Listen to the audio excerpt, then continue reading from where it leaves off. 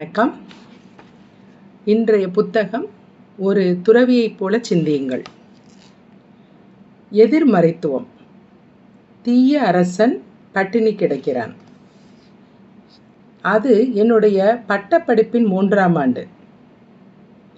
நான் ஒரு மாதத்தை ஆசிரமத்தில் கழித்துவிட்டு அப்போது ஒரு நிதி நிறுவனத்தில் ஒரு பயிற்சி பணியாளராக சேர்ந்திருந்தேன்.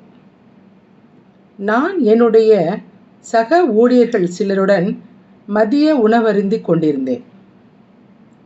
நாங்கள் ஆளுக்கொரு சாண்ட்விட்சை வாங்கி கொண்டு எங்கள் அலுவலகம் இருந்த கட்டடத்தின் முன்னால் இருந்த கான்கிரீட்டால் ஆன முற்றத்திற்கு வந்தோம்.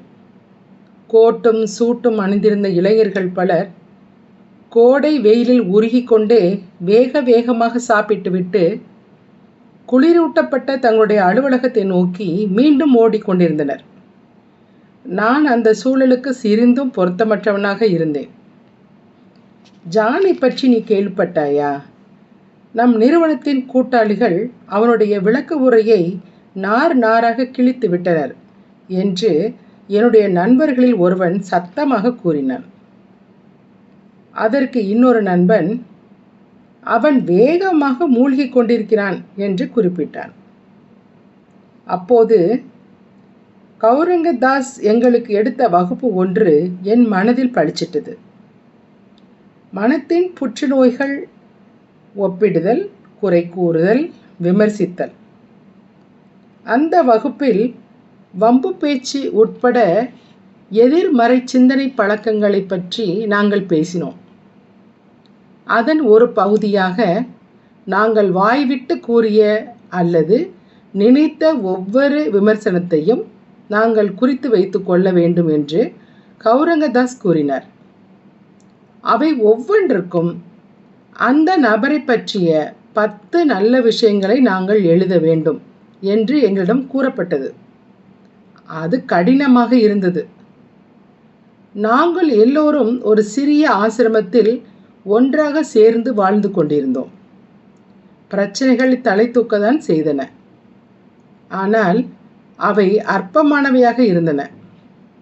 ஒரு துறவியின் குளியல் நேரம் சராசரியாக 4 நிமிடங்கள் தான். குளிப்பதற்கு நாங்கள் ஒரு நீண்ட வரிசையில் காத்திருக்க வேண்டியிருந்த போதெல்லாம் குளிப்பதற்கு யார் அதிக நேரம் எடுத்துக்கொள்வார்கள் என்று நாங்கள் எங்களுக்குள் பந்தயம் கட்டினோம்.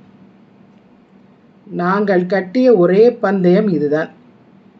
ஏனெனில் நாங்கள் துறவிகள் அல்லவா? சில துறவிகள் தூங்கும்போது நன்றாக குரட்டை விட்டனர். நாங்கள் அவர்களுடைய குரட்டைகளுக்கு அளவுகோல்களை நிர்ணயித்தோம். இவர் ஒரு வெஸ்பா, அவர் ஒரு ஹார்லி டேவிட்சன். நான் எப்போதெல்லாம் விமர்சித்தனோ அப்போதெல்லாம் அதை ஒழுங்காக குறித்து கொண்டேன். அவை ஒவ்வொன்றுக்கும் பக்கத்தில் 10 நேர்மறையான பண்பு நலன்களை எழுதினேன். இப்பயிற்சியின் நோக்கத்தை புரிந்து கொள்வது கடினமாக இருக்கவில்லை. ஒவ்வொரு நபரிடமும் மோசமான குணங்களை விட அதிகமான நல்ல குணங்கள் இருந்தன என்பதை உணர்ந்து கொள்வதுதான் அதன் நோக்கம். ஆனால் அதை எழுத்துப்பூர்வமாக உணர்ந்து கொண்டது அவ்விஷயம் எங்கள் மனங்களில் ஆழமாக பதிய உதவியது. நான் என்னுடைய சொந்த பலவீனங்களை வேறொரு கண்ணோட்டத்தில் பார்ப்பதற்கும் இது எனக்கு உதவியது. நான் எப்போதும் என் தவறுகள் மீது மட்டுமே கவனம் செலுத்தினேன். என்னுடைய வலிமைகளை கண்டு கொள்ளாமல் இருந்தேன். என்னை நானே கடுமையாக விமர்சிப்பதை நான் கண்டுகொண்ட ஒவ்வொரு முறையும் என்னிடம் நேர்மறையான பண்பு நலன்களும் இருந்தன என்பதை எனக்கு நான் நினைவுபடுத்திக் கொண்டேன். என்னுடைய எதிர்மறையான பண்பு நலன்களை சரியான கண்ணோட்டத்திலிருந்து பார்த்தபோது நான் அவ்வளவு மோசமானவன் அல்லன் என்பதையும், என்னிடம் நல்ல பண்புகளே அதிகம் இருந்தன என்பதையும் நான் உணர்ந்தேன். நாங்கள் இந்த பின்னூட்ட கருத்து சுழற்சியை பற்றி எங்கள் வகுப்பில் பேசினோம். நாம் மற்றவர்களை விமர்சிக்கும் போது நம்மிடம் உள்ள மோசமான பண்புகளை நாம் கவனிப்பதை நம்மால் தடுக்க முடிவதில்லை. ஆனால் மற்றவர்களிடத்தில் உள்ள நல்ல அம்சங்களை நாம் பார்க்கும்போது நம்மிடம் உள்ள சிறந்தவற்றையும் நாம் பார்க்க தொடங்குகிறோம். என்னுடன் அமர்ந்து சாப்பிட்டு கொண்டிருந்த என் நண்பன் தன் முழங்கையால் என்னை இடித்து என்னை நிகழ்காலத்திற்கு இழுத்து வந்தான். இந்த நிறுவனத்தில் அவனால் தாக்குப்பிடிக்க முடியும் என்று நீ நினைக்கிறாயா என்று அவன் என்னிடம் கேட்டான். நாங்கள் எதை பற்றி பேசிக் கொண்டிருந்தோம் என்பது எனக்கு மறந்துவிட்டது.